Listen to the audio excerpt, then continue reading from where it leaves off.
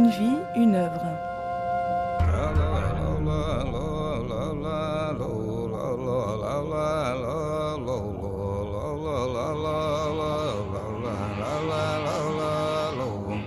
Christian d'Autremont, écrire les mots comme ils bougent.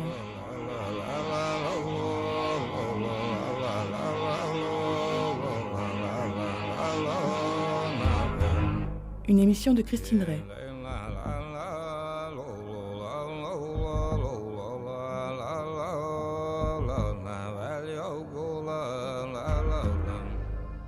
Écrire les mots comme ils bougent, tellement plus que moi, comme ils foncent, au sommet de leur naissance, ou tremblent de chaleur, ou de froid, ou brusquement se nouent contre le froid, ou contre le froid se déplient, comme ils se déplient de chaleur ou de tempête, ou de pluie, ou se nouent alors aussi, fondent.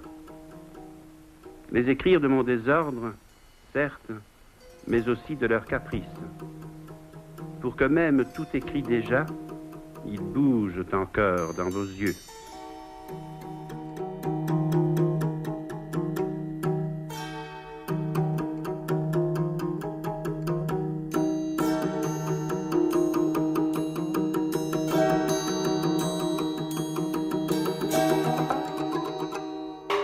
Pierre Alechinski. Le tour de force de Christian d'Autremont, c'est arriver à écrire et dessiner ensemble, souder les deux opérations. Ce n'est pas quelqu'un qui, comme des écrivains qui en ont marre des mots et qui fuient les mots. Ionesco adorait peindre, c'était pour fuir les mots, c'était pour entrer dans le silence de la peinture. Michaud, c'était pour fuir les mots. Et d'Autremont, c'est pour, a-t-il dit, exagérer l'écriture. C'est à partir de l'écriture, trouver à la fois une autre écriture et un autre dessin. C'est d'ailleurs pour ça que c'est toujours très frustrant quand on retrouve, après coup, un logogramme, il appelait ça des logogrammes, un logogramme de d'Autremont sans la transcription qu'il écrivait d'une petite écriture tout à fait sage et lisible au crayon dans le bas de la feuille pour montrer la distance qu'il y avait entre ces doubles et triples trouvailles, écriture, pensée, poésie et la signification. Quand c'est déconnecté de la transcription, le logogramme perd son statut de poème dessiné. Et en même temps, il avançait en poésie. Il était un des grands spécialistes de la tmèse en poésie. La tmèse étant cette brèche qu'on peut pratiquer en plein milieu d'un mot et y en introduire un autre. L'exemple banal, c'est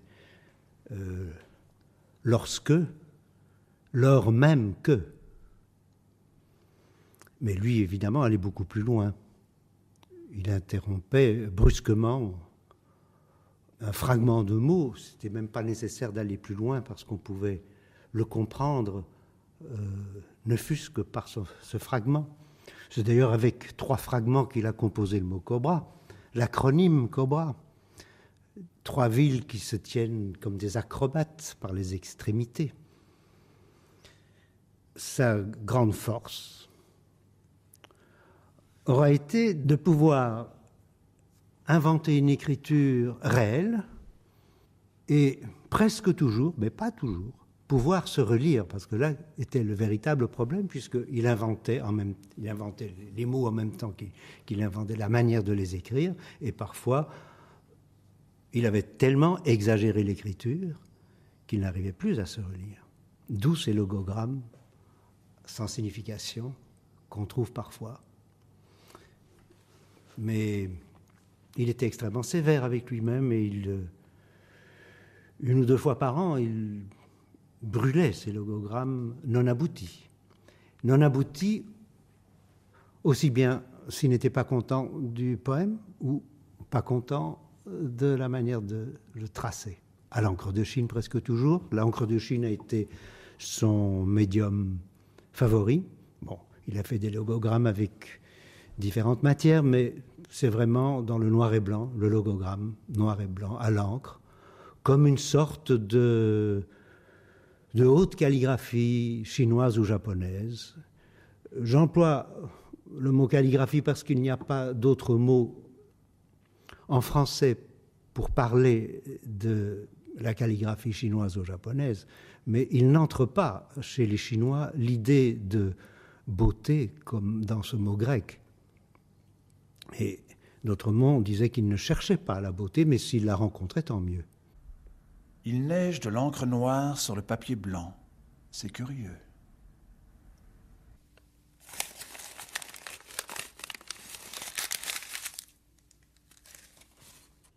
Il m'arrive de tracer une ligne droite et une petite ligne courbe et de partir de là pour former une lettre. Et alors, c'est à partir donc d'une forme qui n'est pas encore une lettre que j'invente, que je découvre une lettre, et c'est à partir de cette lettre que mon texte démarre. D'un bout de paysage lapon, je vois tout l'espace jusqu'à l'utopie. Qu'il neige du soleil ou que de la neige brille. Un logogramme, c'est un texte calligraphié d'une certaine façon, mais qui est inventé au moment même de l'écriture. Ça, c'est très, très important. Le texte produit une image qui est plus ou moins déchiffrable à deux niveaux. Quelquefois, il y a une figuration qui se met à apparaître. Par exemple, s'il écrit le mot cobra, on voit un cobra. Ou s'il écrit le mot ours, c'est de l'écriture ours. Dans d'autres cas, cela forme des paysages, des espèces de roseaux, et en particulier des paysages sur lesquels il y a de la neige, parce que le blanc du papier se met à prendre beaucoup d'importance. Et puis, une fois que la page est terminé, qu'il a rempli son espace, alors il écrit le texte de façon lisible en dessous. C'est la légende du texte qui serait beaucoup trop difficile à déchiffrer autrement. Mais l'intérêt, c'est que l'on retrouve, une fois qu'on a le texte sous les yeux, alors on retrouve ce texte à l'intérieur de l'image logographique. Et alors les mots se mettent à s'animer d'une façon extraordinaire. Un bel exemple, c'est Logbook Lettres qu'il a composé en Irlande. Et on se demande vraiment comment il a pu, d'une seule venue, arriver à un tel résultat. Ça donne ceci. C'est isolant, mais enivrant, voyons, et pas désolant le moins du monde, ou si peu. Voyons.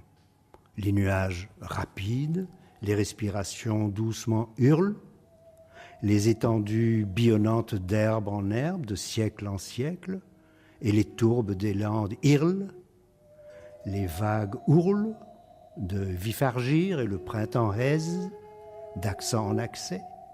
C'est heureusement décourriérant de rangées, par exemple, décarriérant, c'est découré de fièvre d'engrenage, découranté d'obsession de néon, débranché d'obsession de mourir, rebranché sur le devenir, enivrant, découvrant. Autrement dit, Logogus n'est isolé que de ce qui trompait sa solitude navrée de girafe, de poisson, et la distribution de cette solitude-là, dans cette solitude-ci, le renverrait à cette solitude-là. Et si même il réussissait quelquefois à n'en réceptionner les signes que comme bien moins familièrement, bien plus loin. Michel Butor. Les choses se renversent, on peut dire, parce que lui, il faisait le logogramme d'abord. Il prenait son pinceau, puis il commençait à écrire des mots, et aussi bien la forme que le sens lui donnaient la suite du texte. Et puis, à la fin, Donc, il récapitulait ce qu'il avait écrit. Donc, il mettait ça après coup. Mais nous, lorsque nous regardons ça, nous voyons ces formes. En général, nous sommes incapables de lire du texte. Par contre, lorsque nous lisons le texte qui est en bas, qui est en général écrit au crayon, en toute petite écriture, très, très fine, très, très précise, eh bien, nous lisons le texte et à partir de ce moment-là, nous essayons de retrouver dans le logogramme le texte lui-même. Et on y arrive. On prend l'habitude de voir que les T, par exemple, ça donne chez lui ce genre de forme. Mais il y a quelque chose de très fort là-dedans. Lorsque nous retrouvons les mots à l'intérieur du logogramme, ils se mettent à vivre d'une façon extraordinaire. Parce que on sent très bien le mouvement de la main. Hein. Ces formes sont ce sont les traces de la main.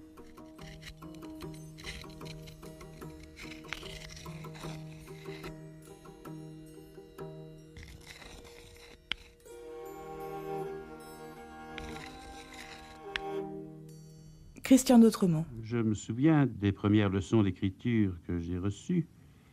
Le maître écrivait avec de la craie blanche sur un tableau noir, tandis que les élèves écrivaient avec de l'encre noire sur du papier blanc. Et nous avions à former des traces, en somme, à former des traces en lettres. Je pense qu'il faut regarder l'écriture à tous les points de vue, à l'envers, de biais, dans tous les sens, pour y redécouvrir les traces de la mobilité d'un être humain, de la pensée d'un être humain et du geste d'un être humain. Alors, il y a le problème de la lisibilité qui est une fixation de la signification, et cette fixation bloque. Elle va jusqu'à détruire la visibilité de la trace qu'il y a dans l'écriture. Il faut donc mettre en évidence la matérialité de tous les éléments de l'écriture dans tous ces états successifs. Par exemple, je me suis aperçu en 1950, en regardant en transparence, dans un sens vertical, mon écriture ordinaire, la plus banale, je me suis aperçu qu'il y avait là des signes quasi orientaux, des signes qui ressemblaient fort à des idéogrammes, mais il fallait aller beaucoup plus loin et aller jusqu'à une illisibilité originelle. C'est pourquoi j'ai entrepris de tracer des logogrammes en renonçant à la lisibilité, de telle façon que les lettres, les ligatures, les points, les virgules, toute la ponctuation, les espaces même, les espaces blancs entre les traces noires, ce jeu de contraste, tout apparaît dans sa matérialité et reprend sa nature de traces directes, de traces immédiates, que la lisibilité nous dérobe.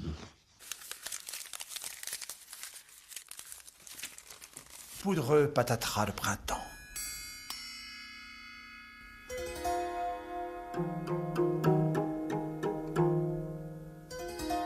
Luc Dehoche. D'Autremont a toujours été passionné par l'écriture. Et il a commencé par glisser des mots dans les tableaux de ses amis peintres, de Alechansky, de Corneille, de Jorn en particulier. Et puis, l'écriture est devenue en quelque sorte le problème numéro 1 de sa création, alors qu'il avait écrit énormément de poèmes sous forme de plaquettes diverses. À partir de 1962, il a dessiné sa propre poésie. Christian d'Autremont a été très précoce, comme on le sait, puisqu'à 18 ans, il était déjà à Paris où il connaissait Picasso et Éluard. Donc il a écrit très très jeune. Et on sait que la figure de Rimbaud a été très importante dans sa vie, comme elle l'a été pour énormément d'écrivains et de poètes à notre époque, bien sûr. Il a été un errant comme Rimbaud l'a été lui-même.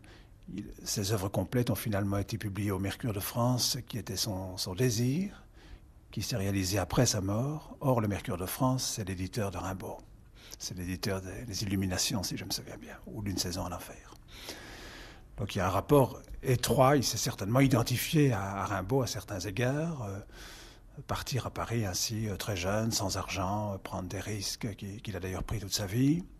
Et puis aussi faire des recherches sur le langage, ne pas nécessairement écrire de la prose, bien qu'il en ait écrit, mais transformer la langue, faire des jeux de mots, travailler sur le langage.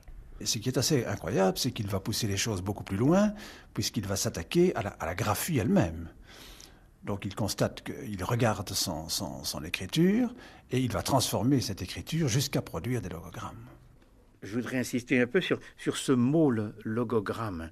Il y a une racine, une étymologie grecque tout à fait impeccable, mais à partir de laquelle il a joué de toutes sortes de façons, en utilisant le terme de logbook, c'est-à-dire de carnet de navigation, et puis en se donnant lui-même un pseudonyme de clown.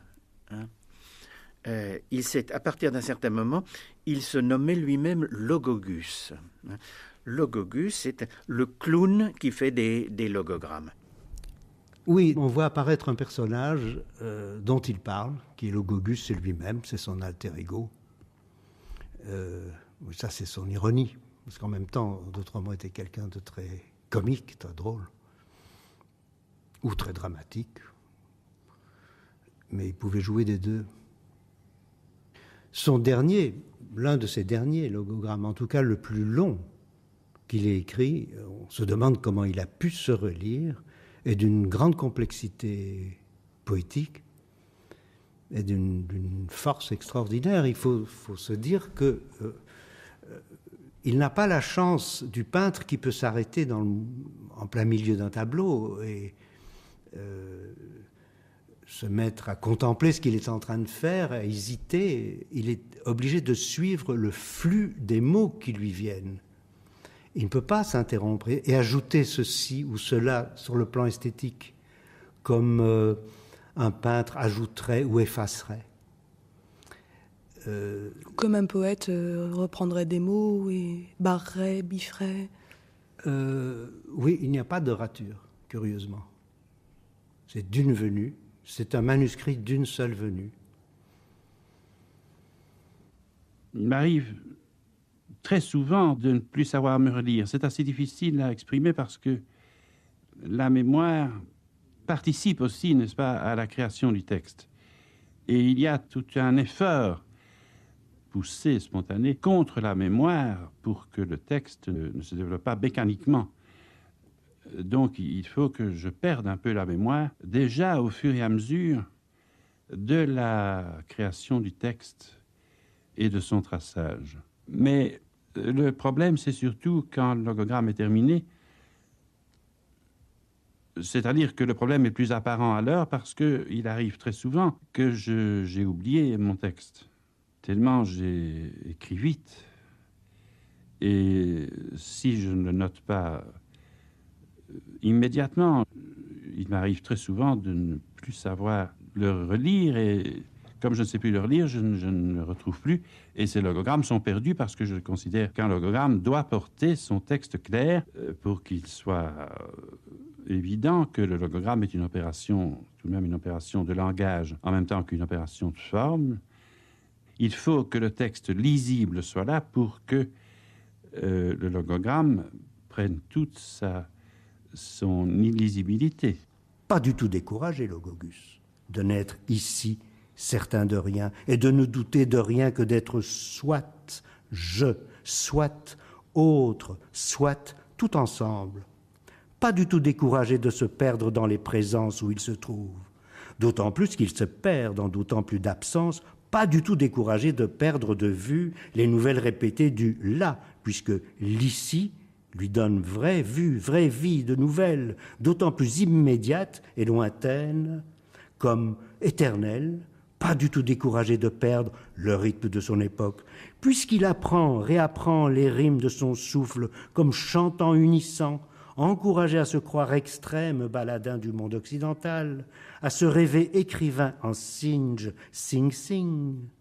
Encore que se disant, logogus à logogus, ou quelqu'un qui passe, que dans les quelques 13 millions d'objets postaux souffrant au tri de dubs, etc., les illectures qui lui sont destinées en lecture se neutralisent.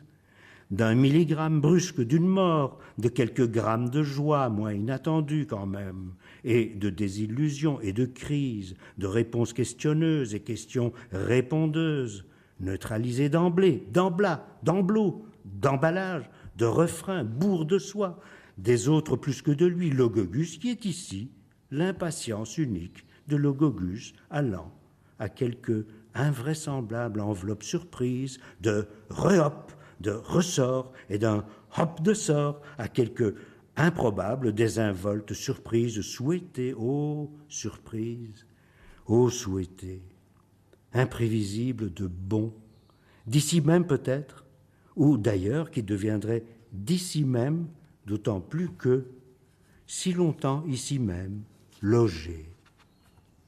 Décourriéré, disiez-vous? Pour mieux dire, enfin, les yeux délectés d'avoir si peu de textes à lire, et si différents que surtout à voir, et ces textes à même, la fabuleuse immédiateté réelle, et relire, il est vrai, si peu que ce soit, ceci. C'est monotone? Pensez-vous. C'est enfin Logogus comme dans l'absolu, l'absolilu de son dialogue, avec soi seul en même temps que tout le reste, d'autant plus que jouant qu'ici, dans l'intime extrême. C'est un de ses plus longs logogrammes. Oui, c'est parmi. Et c'est quasiment le dernier. Donc il est isolé en Irlande, il y a une grève postale, et lui, il vivait vraiment, on peut dire, de la poste. Il s'était abonné au Monde uniquement pour voir de loin par sa fenêtre si le facteur était arrivé, parce que la boîte aux lettres étant petite, le Monde dépassait de la boîte à lettres à la porte du jardin.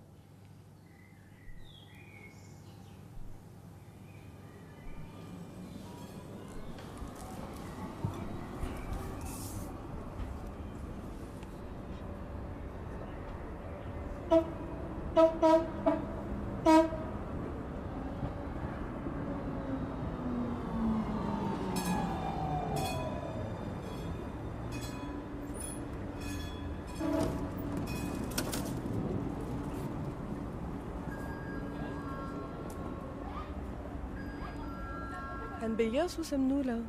Nous sommes ici devant la maison natale de Christian d'Autremont et on voit une plaque où il est indiqué que Christian d'Autremont, l'écrivain, est né en 1922 et c'est un des fondateurs du groupe Cobra.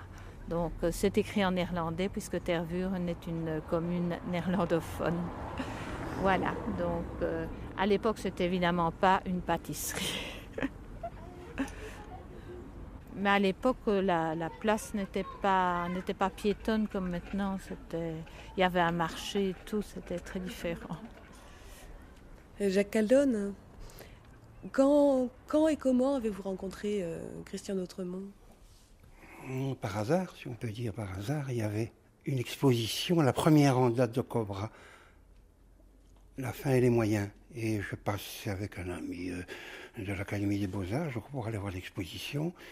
Et il y avait au même niveau une bibliothèque. Il sortait avec un long manteau, de grosses lunettes noires. Et la première impression que j'ai eue en le voyant, c'est qu'il avait l'air endormi.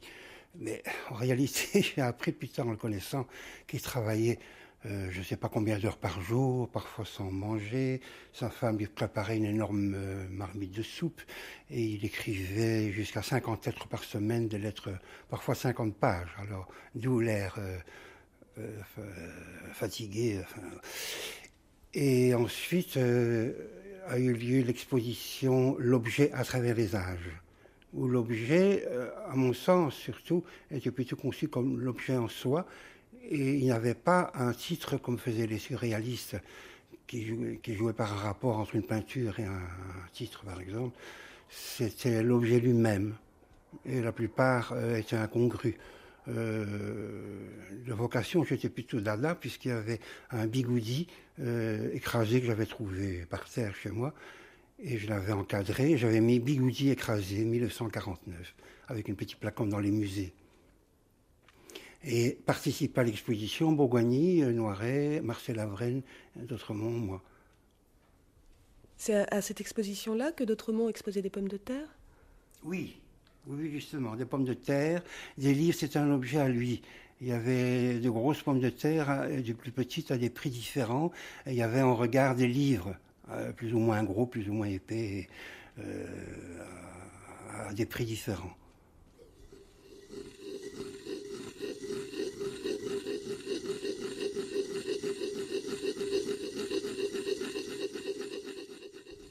Cobra, c'est une histoire de chemin de fer. On s'endormait, on s'éveillait, on ne savait plus si c'était Copenhague ou Amsterdam ou Bruxelles. D'autres fois, on trouve Cobra, un délire d'action. Cobra, un calembour polysémique. Alors, quel a été le rôle de Christian d'Autremont au sein de Cobra? Déterminant. C'est lui, avec le peintre danois Asger Jorn, qui a contribué à créer une espèce de communauté qu'il a appelée lui-même Cobra, du nom des trois capitales, Copenhague, Bruxelles, Amsterdam.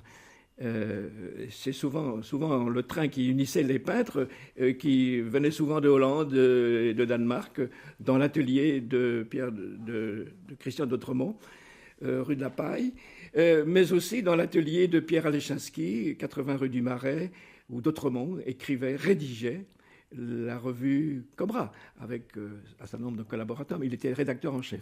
Les artistes de Cobra, ils souhaitaient même qu'on ait une sorte de relais pour que tel artiste aille travailler chez tel autre à Copenhague ou à Amsterdam ou à Bruxelles. Par exemple, un jour, je viens à rue de la Paille, où je lui rendais très souvent visite en dehors des réunions qui avaient lieu, si je me trompe, le mardi. Et les réunions de Cobra. Les réunions de Cobra avaient lieu une fois par semaine, toujours la même. Non, pas toujours la je crois toujours le même jour. Alors je veux dire que moi, la politique ne m'a jamais beaucoup excité. C'est l'époque, il parlait beaucoup de la Yougoslavie, de Tito, du communisme, surtout Bourgoigny, qui était très engagé. Et j'attendais un peu patiemment la fin pour sortir avec lui dans les cafés des Marolles, notamment au Bossu, un café aujourd'hui disparu, détruit, même et remplacé par une agence de banque. Mais un jour, donc, je lui rends visite, et les trois Hollandais étaient là, Appel, Constant et Corneille. Et ils avaient acheté un bloc de papier à dessin, pris une boîte d'aquarelle qui traînait quelque part, et s'étaient mis à faire quantité de dessins qui vendaient 50 francs belges, ce qui ferait vraiment aujourd'hui 1 euro et quelque chose. Et aujourd'hui, ils ont monté de prix, évidemment, c'est pas la peine d'en parler, c'est évident. Enfin, et ils dormaient là, plus ou moins. Je sais pas très bien où, d'ailleurs, cette idée de toujours aller l'un chez l'autre et de travailler, surtout. Pas pour rendre visite, on s'installait. Et là, je l'ai fait aussi dans le quartier de Neuroport, que d'Autremont aimait beaucoup, d'ailleurs, quartier très populaire.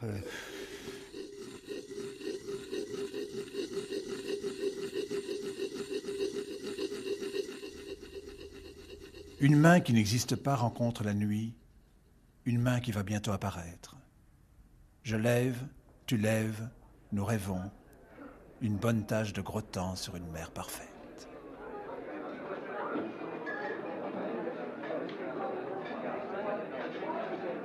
Comme vous savez sans doute, ils sont 6 avec d'Autremont à avoir créé Cobra dans un café, une brasserie parisienne en 1948.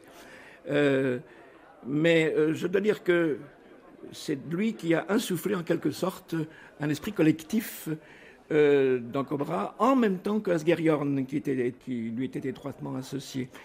Asgheriorn a inventé ce que j'ai appelé le mythe fondateur de Cobra, c'est-à-dire l'idée que la spontanéité que prônait D'Autremont et que pratiquait assidûment Asgheriorn, et avec lui d'autres peintres danois et hollandais et puis belges, l'idée que cette spontanéité rejoignait quelque part, dans les profondeurs de l'inconscient, l'art dit populaire.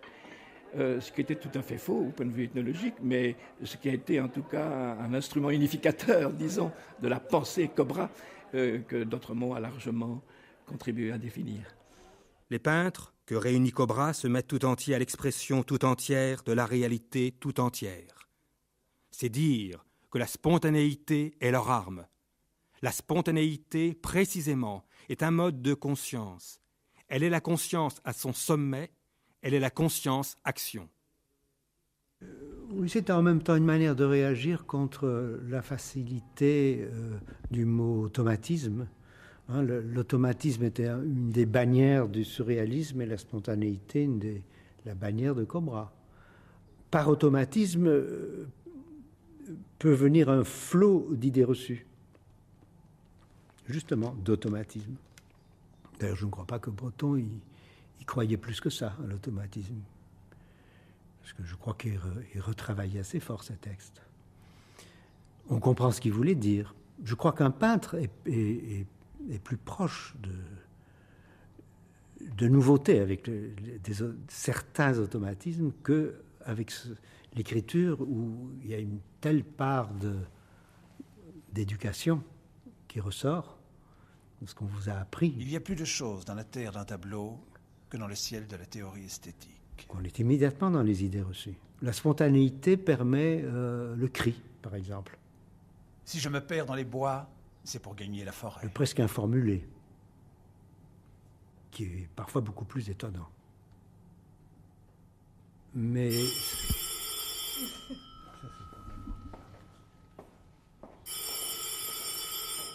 Les chats ne parlent que lorsque c'est indispensable.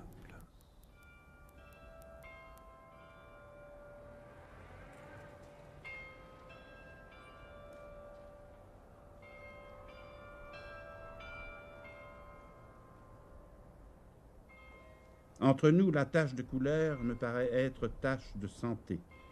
La tache de couleur troue le mur blanc, étoile le ciel vide, et il est impossible de jouer avec elle.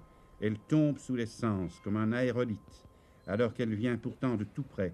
Elle donne à l'œil le pouvoir de la main, et elle ne ment aucunement, parce qu'elle n'est pas signe devenu objet, ni objet devenu signe.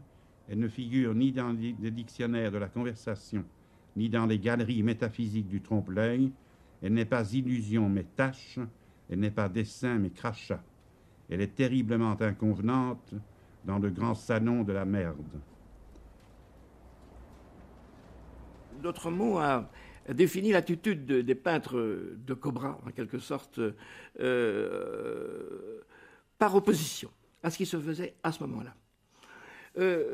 Tout en étant dans la ligne, la continuité du surréalisme d'une certaine façon, les peintres de Cobra et D'Autremont en particulier, en tant qu'écrivain, étaient très hostiles à l'image quelque peu figée de la peinture surréaliste telle qu'elle était représentée en Belgique par Magritte, qui n'avait pas encore connu la célébrité mondiale qui est la sienne d'aujourd'hui.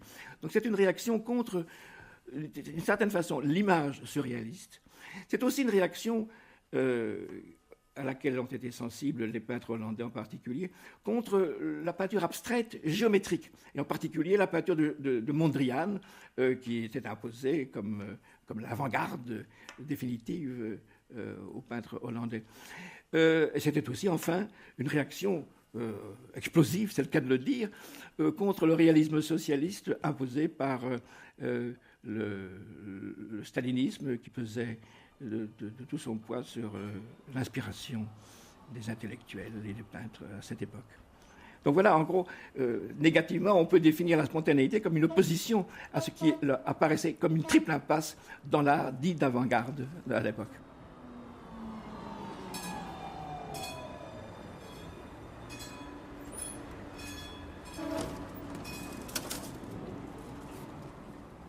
Le grand rendez-vous naturel. Les gens vivent hors d'eux-mêmes comme des squatters, ou en eux-mêmes comme des troglodytes. Ceux qui ne vivent pas au fil de la réalité se noient dans les profondeurs, et ceux qui vivent à la surface vivent platement à la manière des crêpes. Ils supportent, dirait-on, cette odeur d'encens qu'a la vie intérieure lorsqu'elle se débranche de la vie extérieure, et cette odeur de décor, cette écœurante odeur de colle que la réalité a, une fois privée de son cœur, de son instinct et de son sang. Il est impossible tout de même que la réalité se limite à la mélancolie d'une impasse, à la salopette du métallurgiste, à la femme qui se coiffe devant sa psyché, au minotaure, au céleri, au hareng, à la guitare, au pot de fleurs, à l'église et au monument du coin.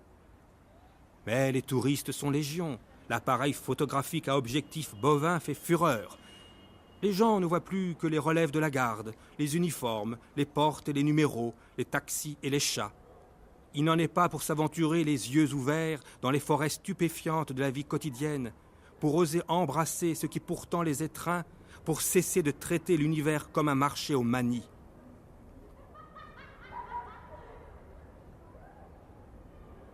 Est-ce que vous pourriez me raconter l'histoire de la bouteille vide? La bouteille vide? Ah oui, c'était à Copenhague.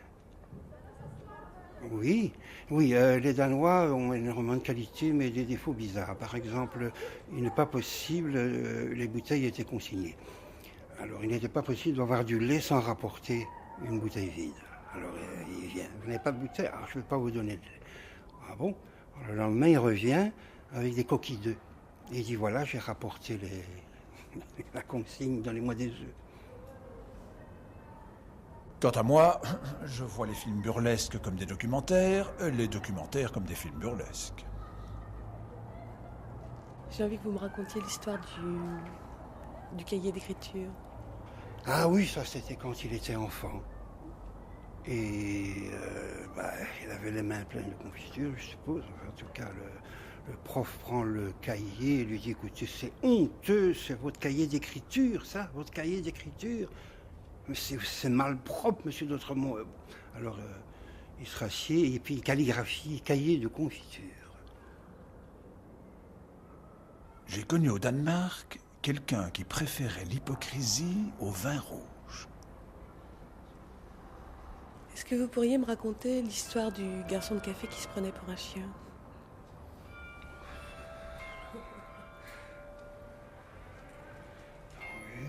Oui, c'est à Copenhague.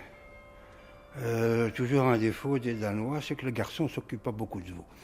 Alors pour les appeler, en plus, ils sont respectés, parce que du point de vue social, le Danemark est bien en avance sur tout le reste de l'Europe.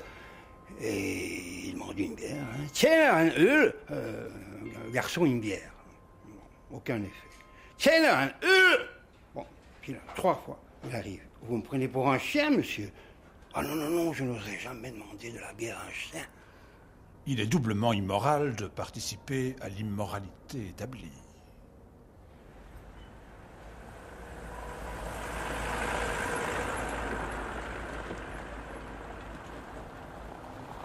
Jacques Calonne, quand vous vous promeniez avec Christian d'Autremont au quotidien, dans Bruxelles, à Amsterdam, est-ce qu'il y avait comme ça des scènes, est-ce qu'il se passait quelque chose tout le temps avec lui? Parce que j'ai l'impression qu'en fait c'était quelqu'un qui était constamment en train de jouer avec la vie, enfin dans le bon sens du terme. Oui, souvent. Par exemple, il avait un grand talent pour improviser en vers des pastiches de tous les poètes. Alors je disais, fais-moi un Rimbaud. Il commence un Baudelaire, dans la rue, en marchant. Alors, une blague qu'il a fait plusieurs fois, je crois, parce qu'on me l'a raconté, d'autres me l'ont raconté, il sonnait à une maison, il sonnait, 2e étage. Alors quelqu'un venait au 2e étage, une brave femme. Est-ce que la locataire du 2e étage est là, s'il vous plaît? À Amsterdam, là, il trouvait toujours d'argent par terre, je ne sais pas pourquoi. Il avait trouvé un billet, je crois, de 20 florins, est-ce que c'est une fortune? Et il m'a dit, mais c'est parce que tu regardes toujours en l'air, tu dois garder par terre. Il y a beaucoup de gens qui perdent de l'argent. Ce sont des petits détails comme ça, mais je ne peux pas tous les relater, mais généralement, c'était dans la rue, en se promenant, on bavardait beaucoup. Ah, mais si, elle est là. Je la retrouve. Non, ça c'est en 1939. Là, évidemment, j'avais 9 ans. Et d'Autremont, mais...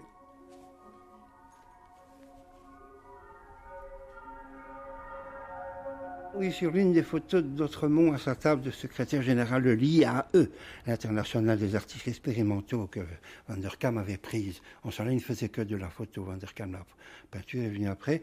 Et il y avait un chausse-pied. On voit un chausse-pied suspendu à une ficelle. Sur la photo donc. Hein.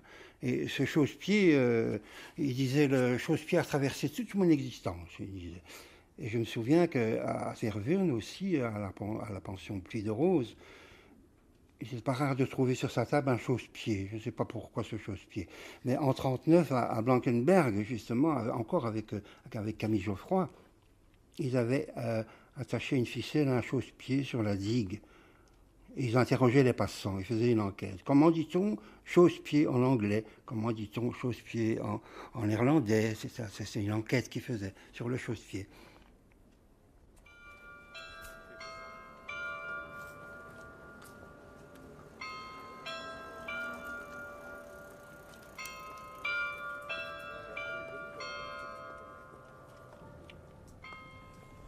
Je ne sais pas où on en était. La quête d'une réalité, de la réalité. Ah oui. Je crois que des choses très banales l'intéressaient, la banalité, les banalités. Yorn aussi, il a écrit des textes sur les banalités. Des choses très, très simples, proches. Le ténu. Le ténu, d'Autremont, a écrit un livre dont le titre est magnifique, c'est La mathématique du ténu. De petites observations de la vie quotidienne. Pas les grands mythes, n'est-ce pas? Pas de croyances exagérées. J'ai entendu le thé nu comme un café déshabillé. Non. Mais il me semble que c'est important, ça, parce qu'en fait, ça donne curieusement, ça donne une dimension.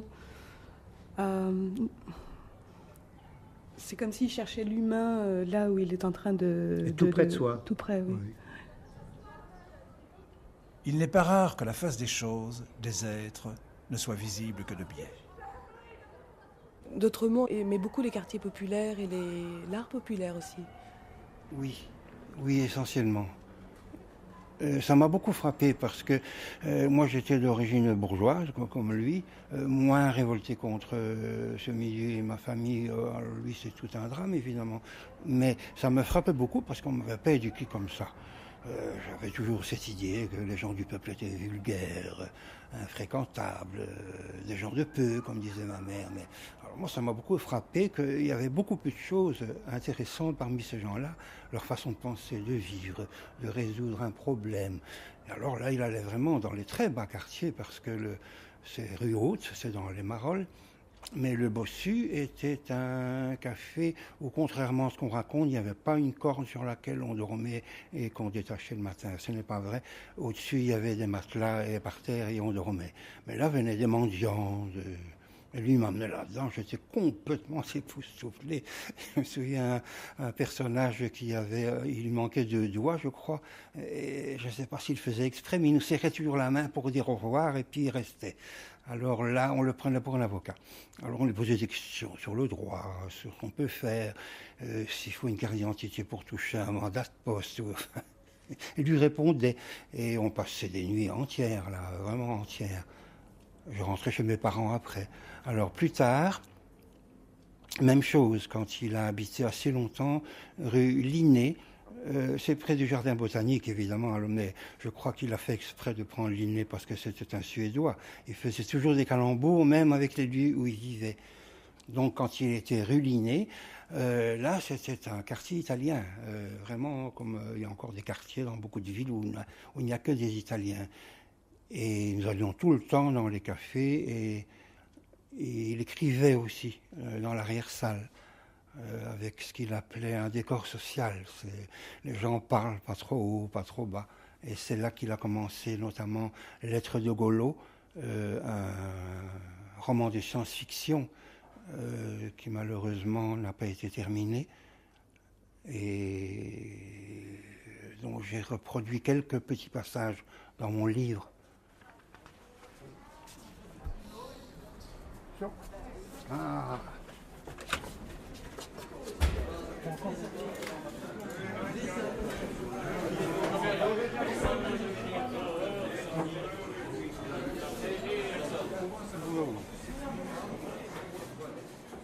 Lettre de Golo. Je vais en lire le court passage que j'ai reproduit. Quand il quittait son travail de correcteur, c'est moi qui raconte ceci, il passait le reste de la nuit dans les cafés de la rue de la Rivière.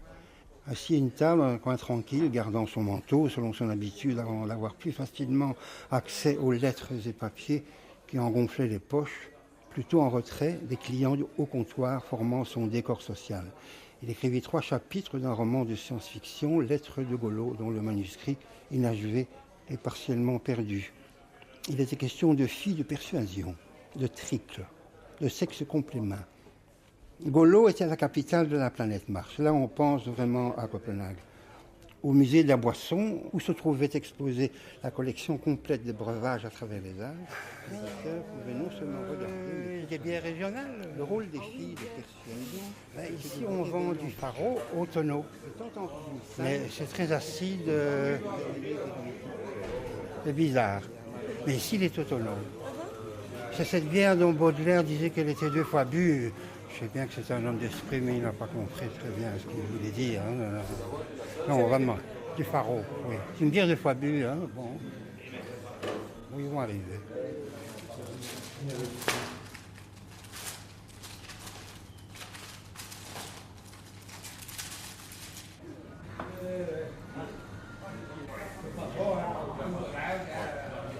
Je me souviens qu'à Londres, j'avais trouvé avant le passage au New Pence, avant le passage au décimal, une addition faite par un épicier en tenant compte des pounds divisé par 20 puis par 12. Et il l'avait conservé très précieusement comme un très beau document d'écriture. Il l'a d'ailleurs reproduit. Je lui en ai d'ailleurs envoyé partout, notamment une très très belle de Beyrouth par exemple. Je lui en ai envoyé un fort beau d'un évêque arménien. Et puis il m'a écrit toute une page en certo. Et mes amis m'ont expliqué que c'était une dérivée du Strangoli, que le Strangoli était dérivé d'évangile, et que quand on lisait le certo, on parlait Strangoli.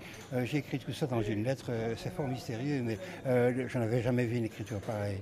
Mais d'autres, des écritures polonaises, chaque fois que je voyageais où il y avait une écriture intéressante, je les lui envoyais.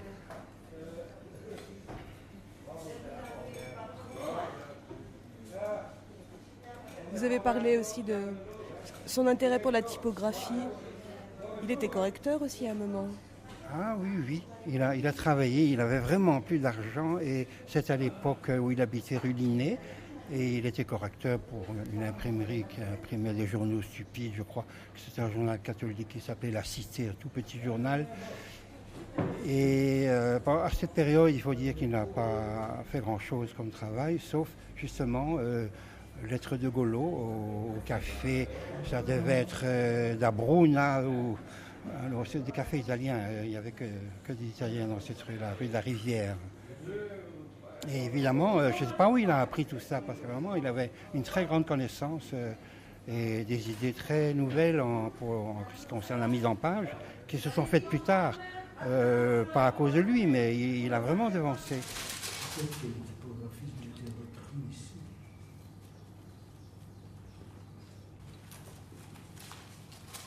Oui, il trouvait qu'on n'avait pas assez inventé en typographie.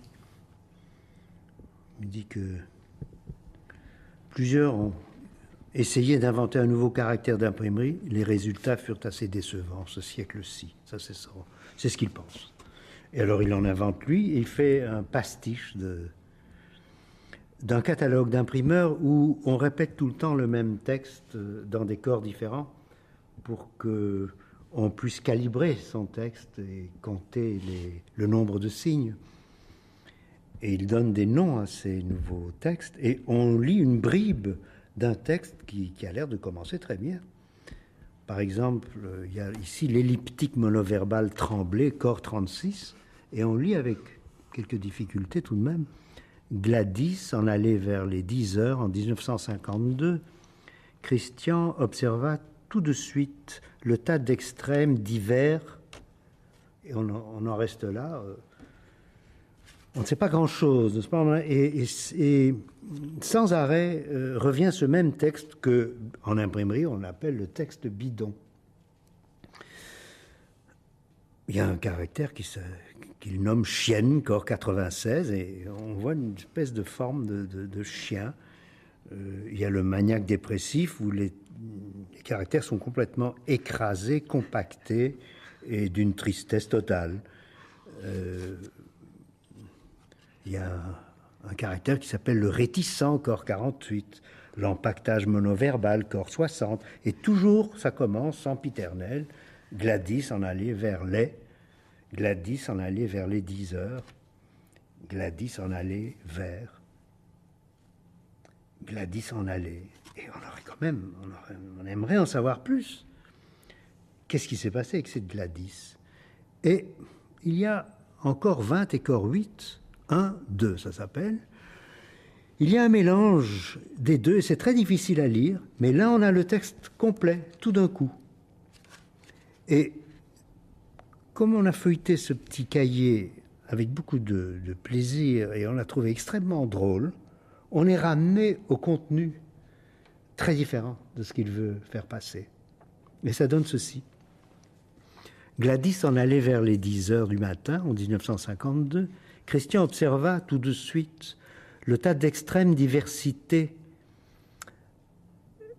qu'elle laissait, de souvenirs encore chauds, de joie, de Tervuren et de Copenhague même, des draps par exemple, des épingles à cheveux, une fragrance, des aquarelles et des photographies, tout un bol de soupe, fort peu de vin et d'aspirine énormément, de vide, avec un désespoir encore trop lourd pour grossir, plus tard, oh, beaucoup plus tard, ailleurs, revenant seul à Tervuren, il s'aperçut que ce désespoir l'empêchait, non certes de retrouver là une épingle à cheveux encore, mais de trouver à la vie un autre goût que de pourriture.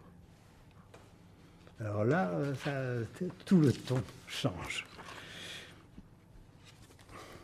Et Gladys, elle est extrêmement importante. Enfin, Gladys, c'est donc cette femme qu'il a rencontrée en 51 et il a vécu relativement peu de temps avec elle, proportionnellement aux années passées à en souffrir, à lui écrire. Elle est Oula dans son roman La pierre et l'oreiller. Elle est Gladys parfois, Gloria surtout dans les logogrammes. Et ma jolie taupe danoise, etc. Boule d'or aussi. La danoiselle. La danoiselle, oui.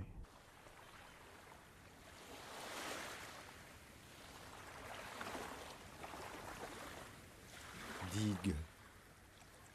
Digue est l'homophone du mot danois tig, qui veut dire toi. Allusion à Bente-Wittenberg. À faire lointaine la lueur que j'avais de force, à patiemment perdre ma vue. Je m'approche dans la nuit de toi où roulent enfin des fleurs. Tu es au bout de la digue, je le sais de source, peut-être sur un banc.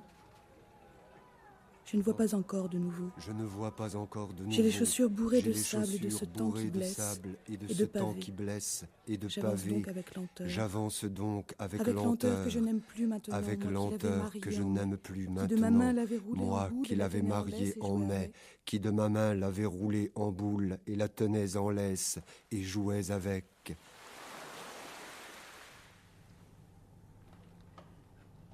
À travers ces poèmes d'amour, j'ai l'impression que souvent, il a cheminé dans l'absence.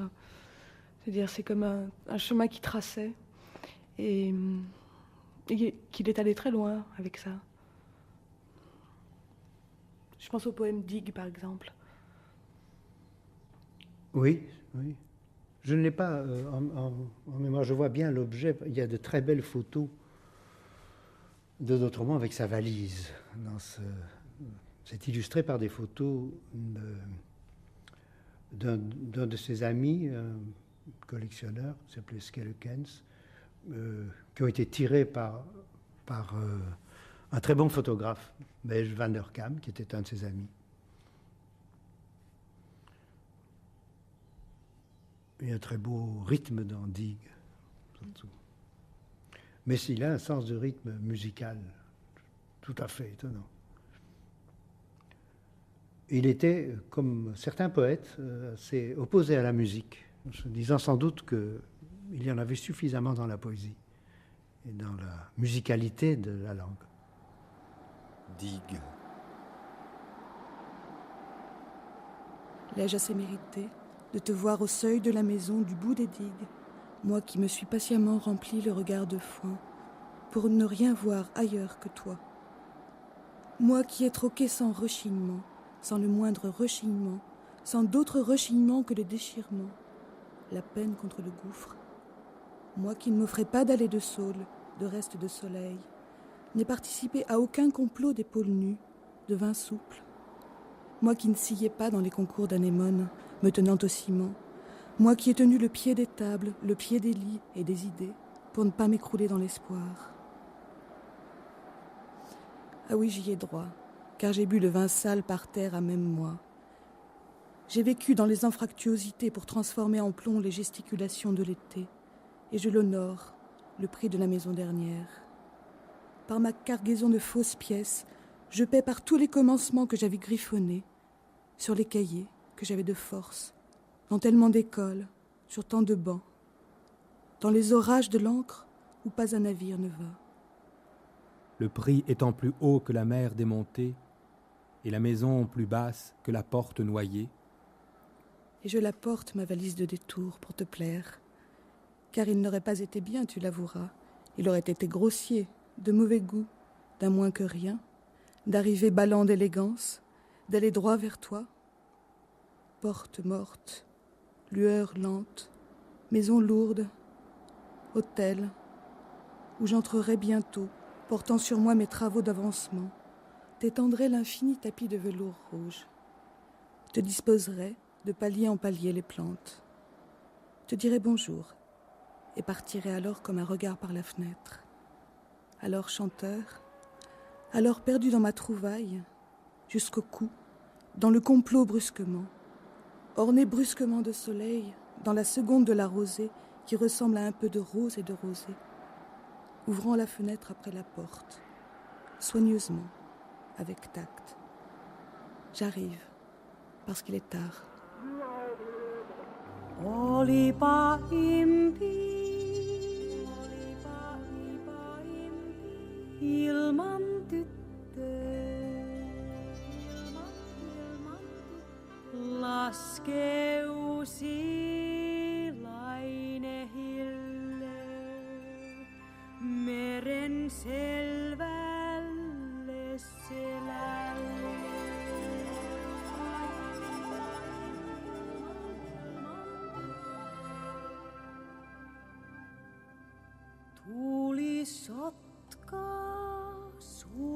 Une fin d'après-midi à Tervuren, dans les années 60. Logogus fait sa valise, accumule des choses utiles et des superflus, incapable qu'il est d'absolument les distinguer et répartir. Tout étant prêt, Logogus fait son lit. Autre valise qu'il préfère ne pas laisser bâiller pendant son voyage, et sera heureux de rouvrir à son retour pour accroître les impressions nouvelles de celui-ci. Logogus s'assied avant de quitter sa valise de chambre, quoiqu'il soit seul, mais tout est relatif. Logogus ne manque pas de choses qu'il ne peut emporter, qu'il regarde maintenant comme sa famille. Ne ferme pas sa chambre à clé, ni sa valise, rien du tout. Ni ce qu'il n'emporte pas, ni ce qu'il emporte, pour faciliter sa rentrée apparemment lointaine. Ne ferme même pas à clé, dans son fort intérieur, le moment où il s'en va, se disant qu'il va peut-être revenir 5 secondes plus tard. D'Autremont, c'est un grand voyageur aussi. En fait, il a passé son temps avec la valise à la main. Oui, mais avec une direction, le nord, oui. Le blanc, le noir et blanc de l'hiver, le craquement de la glace au printemps. Imaginais-je noir pour faire apercevoir d'ici même. Il était daltonien. Il est possible que la neige et les arbres se détachant comme surimpression pour faire des signes noirs ici même sur la un neige, paysage lapon devait hautement le satisfaire. Le premier signe graphique, alors, les arbres sur la neige. Comme une ponctuation, oui. C'était sa papeterie de neige, la Laponie. Papier pour faire entendre d'ici même un écho lapon. Les Autremont a poussé assez loin, puisqu'il allait de l'autre côté du cercle polaire. Il y allait le plus régulièrement possible. Et à la fin de sa vie, il y allait accompagné. Il était trop... physiquement, il avait besoin d'assistants. Alors, il est allé avec Anne West, et avec une autre femme aussi, avec Caroline Geiselen, et avec Radomir, un Yougoslave qui vit en Belgique. Les 3 grands derniers voyages qu'il a fait, c'est chaque fois accompagné. Parce qu'à cette époque-là, il avait les moyens, n'est-ce pas? Il vivait de ses pinceaux.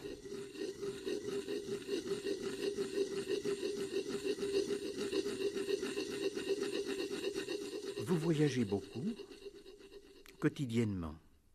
Par exemple, du matin au soir. Mais encore, de Gloria disparue à Gloria souvenue, à Gloria presque oubliée, à Gloria ressouvenue, etc. Et à Gloria réapparaissante? Oui, mais c'est loin d'être quotidien, très loin, extrêmement loin. Et géographiquement, d'ici où je suis né à là, tout en haut, dans le nord, où je ne meurs jamais. Et géographiquement aussi, à tel ou tel point où Gloria se trouve? Oui. Quelquefois, entre ces 2 voyages extrêmes, je vais à cette 3e extrémité.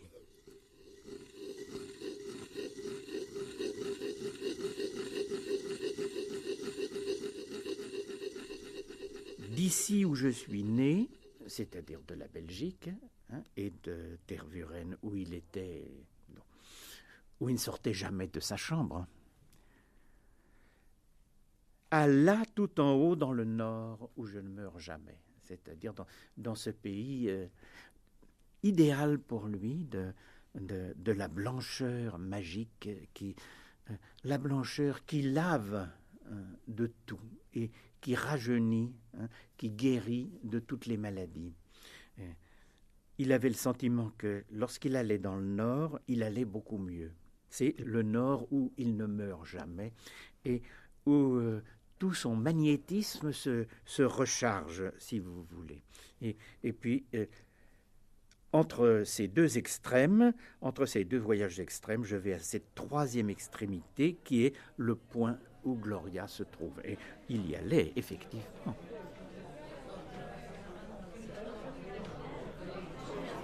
Moi, j'ai rencontré Christian, j'étais étudiante.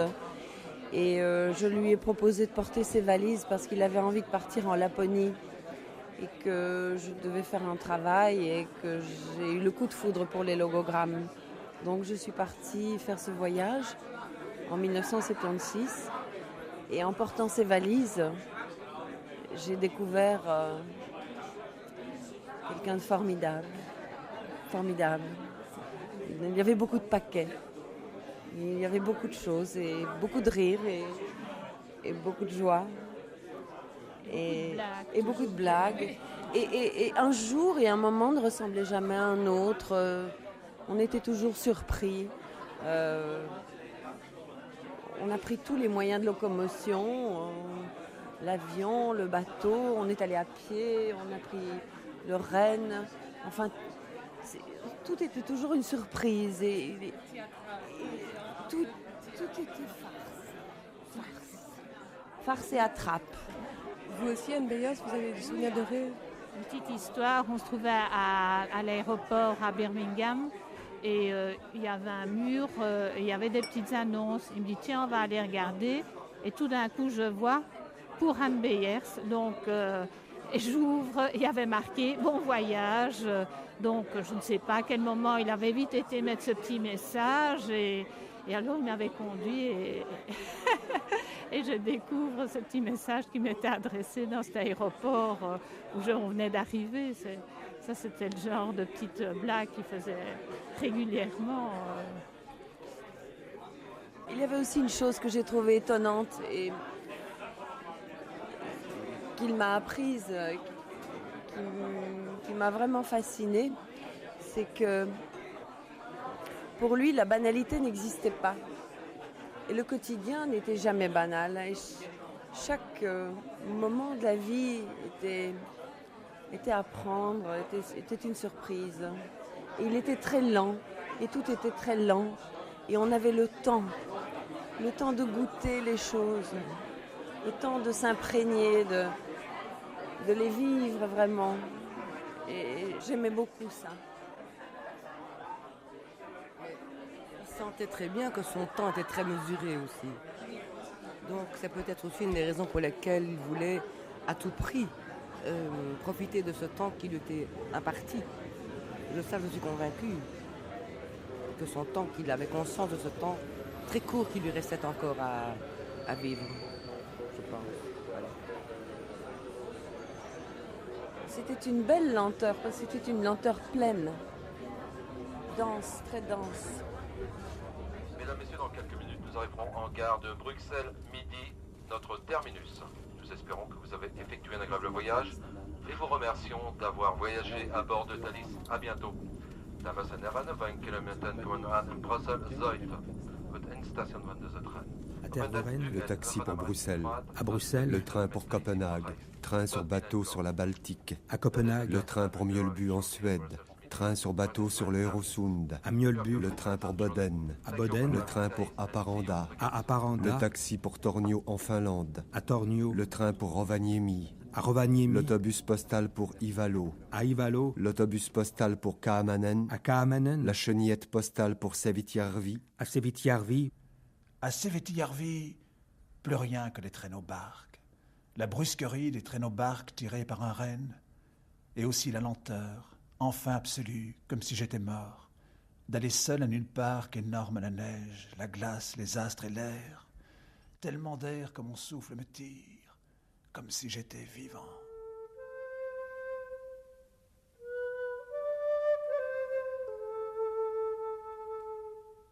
Anne Ouest. On partait de la gare de midi. Nous avons tous parti de cette même gare. Je crois qu'ils prenaient le train du même heure, probablement de le même jour de la semaine. On partait de là. On savait qu'ils savaient déjà tout. Et on a parti à Copenhague, on a passé des jours chez ses amis de Copenhague, des très grands amis, des superbes artistes, des superbes gens. Puis on faisait un détour par la Suède qu'il détestait, mais qui faisait exprès parce qu'il détestait qu'il fallait passer par ça. On a pris un taxi suédois où on a détesté le taximan. Et ça faisait partie de l'histoire. Et on était logés dans un hôtel horrible qu'il détestait, dans lequel il logeait chaque fois, qui était gris et triste. Et on était mangé un repas suédois horrible, qui était gris et triste. Et on se fait anarquer par le deuxième taximan qui devait nous faire traverser, parce qu'il y avait cette extraordinaire chose aussi de détournement de taxi, parce que le taxi, c'est des petits trajets, mais lui, il faisait des choses comme arrêter un pauvre taximan dans la rue et en Suède et demander si il pouvait nous conduire à un patelin en Finlande où il y avait 10 habitants. C'est un voyage de, je crois, 18 heures. Ça peut aller. Tu voyais le taximan Mais à son propre étonnement, on n'arrivait pas à dire, mais bien sûr que non, mais vous êtes fou. Il normalement disait oui. Et puis quand on partait en taxi dans des ruelles, je veux dire, à travers le rien. On traversait le rien avec un type qui ne comprenait pas ce qu'il faisait et qui devait faire le trajet du retour tout seul, parce qu'il n'allait sûrement pas trouver quelqu'un qui voulait retourner d'où on a commencé. Oh, c'était comme ça.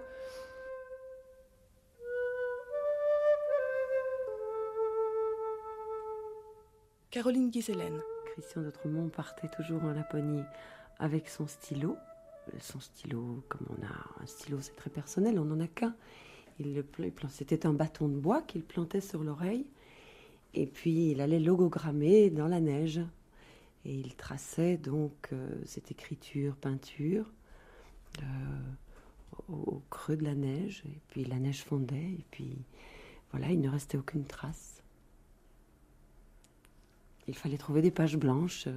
En mois de mai, ça commençait à être difficile, donc on partait en prospection.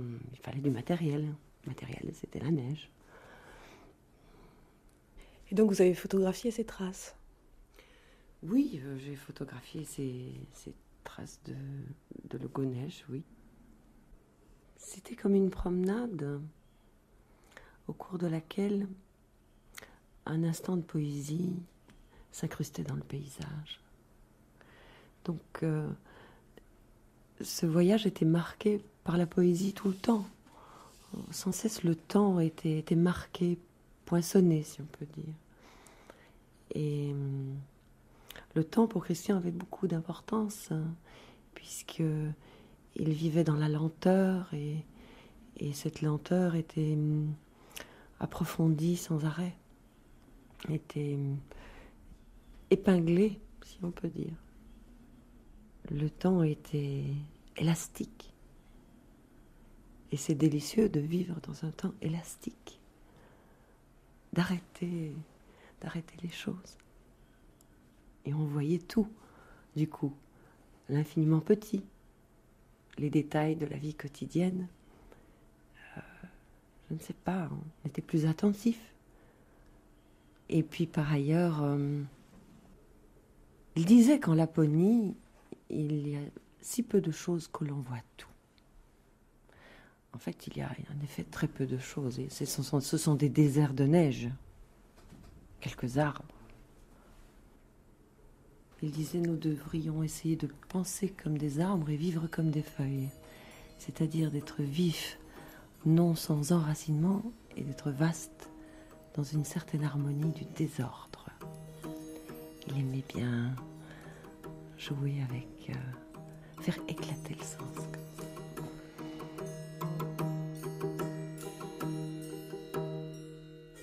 C'était un voyage dur et en même temps extraordinaire. Une visite de tout le passé de Christian. Mais ce qui était extraordinaire, c'est que pas seulement on visitait le passé de Christian, mais on visitait les visites du passé de Christian et les visites de Christian et les visites des passés de Christian, parce que chaque fois qu'il refaisait ce voyage avec quelqu'un d'autre, les gens avec lesquels il avait fait devenaient des dossiers entrevenants entre la raison originale pour laquelle il était et la raison pour laquelle on était là. C'était toujours très surprenant, cette sens historique. Il ne défaisait pas sa valise. Cette valise du Grand Nord restait intacte. Il rentrait, il la casait, et quand il repartait, il la reprenait. Et chaque fois, il y avait un moment où il ouvrait dans le premier hôtel et qu'il ne l'avait pas ouvert depuis l'année avant, et que c'était les mêmes objets qui étaient dedans depuis 7 ans. Et c'était une sorte d'expérience de Duchamp, comme ça, la vie d'un contenu de valise, comme ça. Et il ouvrait, et on se rendait compte que ces objets... Bon, puis il faisait des commentaires de sa mère sur le fait que, oui, elle a peut-être raison, il serait temps de laver ces chaussettes, qui n'avaient pas été lavées depuis 10 ans, parce qu'ils étaient toujours dans cette valise. Je veux dire, tout était poussé à l'extrême avec lui. Je veux dire que ce qui aurait été une petite nostalgie chez une personne, chez lui, devenait un extraordinairement lourd de machin, mais délicieux aussi. Ça donnait épaisseur aux choses et en poids aux choses.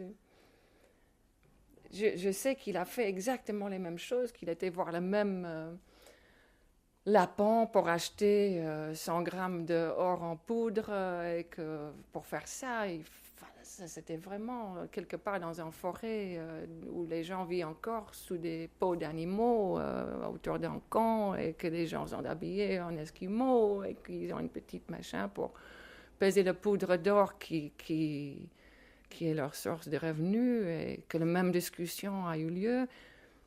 En fait, il ne donnait aucune valeur à l'or, mais c'était un rituel, c'était une chose qu'il faisait parce que ça n'avait pas de valeur pour lui, qu'il le faisait. Il troquait chaque fois.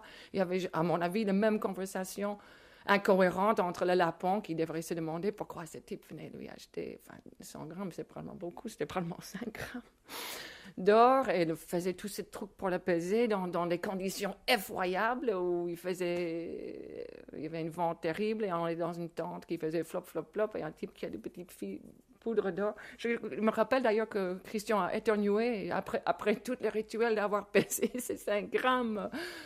Christian a éternué. L'or qu'il venait d'acheter a fait fouap, partout, il a payé, on est parti sans. C'était pas pour avoir l'or, ça n'avait rien à voir, c'était le rituel qui comptait. Mais tu voyais les lapins qui voyaient leur or fait fou en nuage. Et on avait l'impression qu'ils étaient habitués. Oui, c'est le type qui vient faire ça avec quelqu'un différent tous les ans. Ça peut sembler... C'est toujours dangereux quand on parle de ça, parce que si c'était fait d'une façon petite, ça aurait été petite, mais c'était pas. C'est ça qui était extraordinaire, c'est que c'était tout ce qu'on ne disait pas. Je veux dire, on allait faire un événement comme ça, et on partait, et il n'y avait pas de commentaire dessus. C'était l'événement, et tu sentais que ça avait déjà eu lieu, et que tu étais privilégié de l'avoir vu. C'est pas comme s'il faisait « Ah, c'était drôle, j'ai déjà fait ça ». Non, il n'y avait pas de commentaire, la vie était comme ça, une sorte d'itinéraire. Pourquoi pas une itinéraire ancienne, étant donné que tous les itinéraires sont pareils et qu'on ne sait pas lequel on aura si on ne décide pas de refaire une qu'on a déjà fait. Et puis de toute façon, il ne serait pas le même. Donc il y avait toutes ces idées que vous voyez dans les tracés des logogrammes, cette idée de tracer une chose qui est un mot qui ne ressemble pas à un mot. Il y a ce côté de temps et d'écoulement qui est en même temps apprivoisable dans une certaine mesure et que c'est une sorte de sport existentiel de le faire.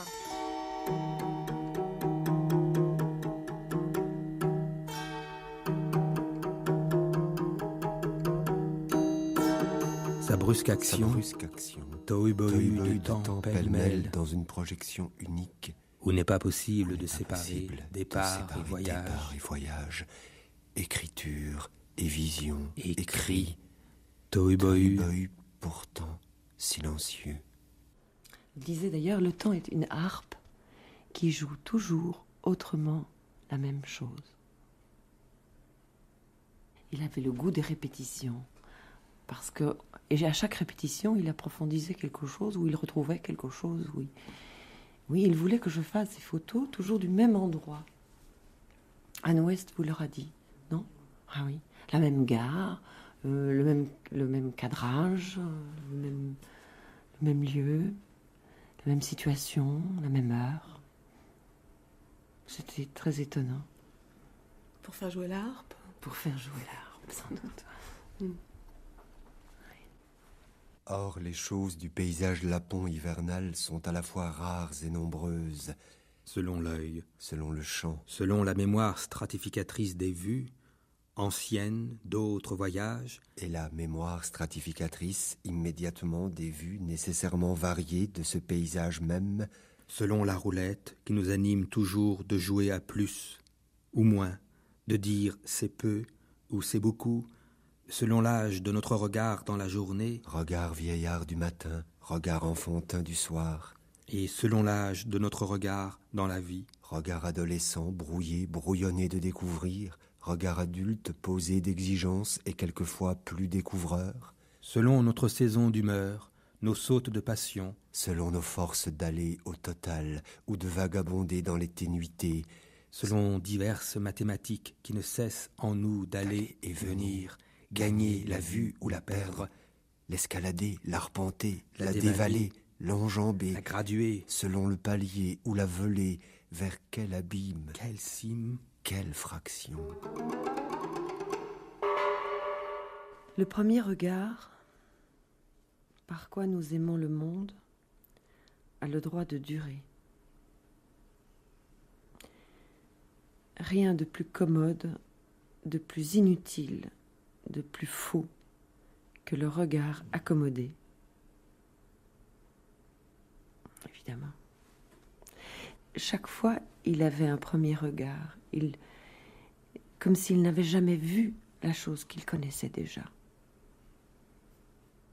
Et c'est bouleversant de voir un homme qui toujours regarde pour la première fois.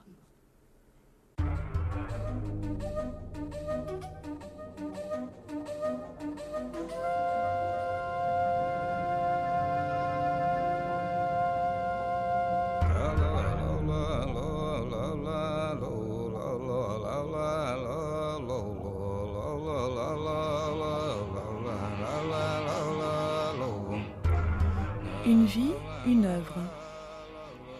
Christian d'Autremont, écrire les mots comme ils bougent.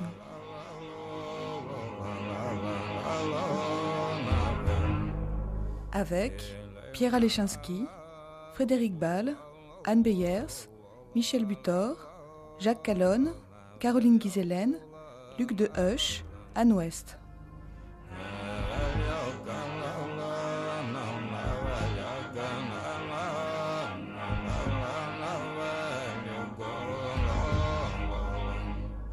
La voix de Christian d'Autremont provient d'enregistrements réalisés en 1978 par René Farabé et Jean-Clarence Lambert, archives INA, et du film de Luc de Husch, D'Autremont les logogrammes.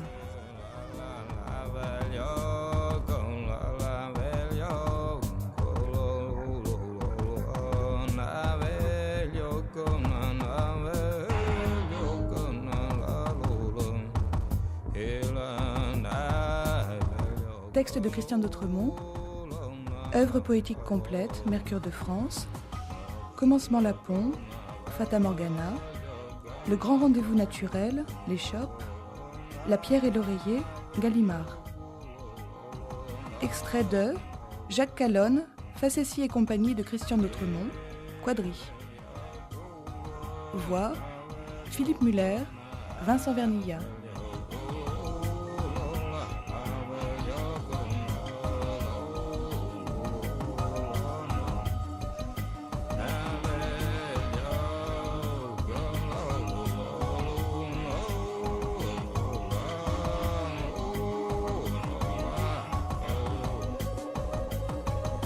Prise de son, Éric Damasio, Hervé Desjardins, Ronan Mahé. Mixage, Jean-Louis Deloncle, Sébastien Royer. Réalisation, Viviane Noël. Une émission de Christine Ray.